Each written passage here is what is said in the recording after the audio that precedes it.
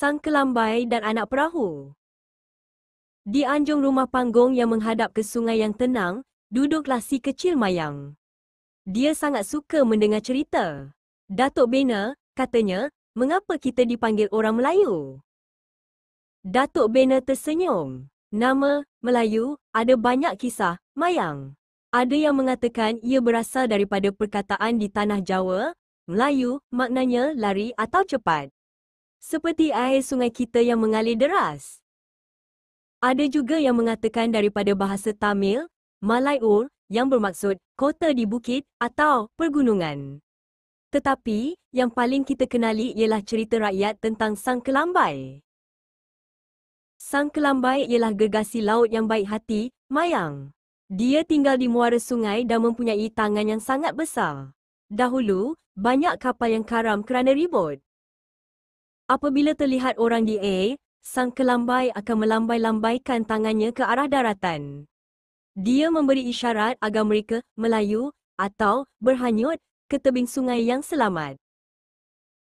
Orang-orang yang selamat itu pun mula memanggil tempat mereka Melayu daripada perkataan Melayu yang bermaksud berhanyut atau berlayar dengan cepat. Satu nama yang lahir daripada kebaikan hati Sang Kelambai. Jauh sebelum kisah itu, nenek moyang kita sudah berlayar jauh. Ada dua gelombang besar. Yang pertama, Melayu tua atau Proto-Melayu.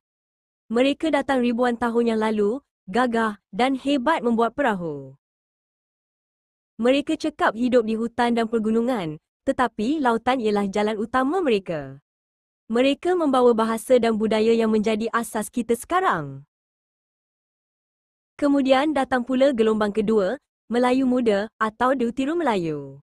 Mereka lebih mahir berlayar dan membina kerajaan.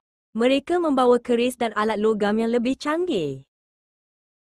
Tetapi, Mayang, sama ada Melayu tua atau Melayu muda, satu perkara tetap sama, kita semua ialah anak perahu. Ya, kita hidup dengan sungai, laut dan sampan. Budaya kita berlayar, berdagang dan bersahabat dengan air. Air ialah rumah kita, dan dari situlah nama kita tumbuh subur.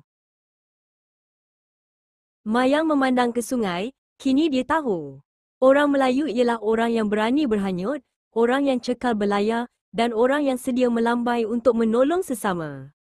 Dia ialah Sang Kelambai kecil.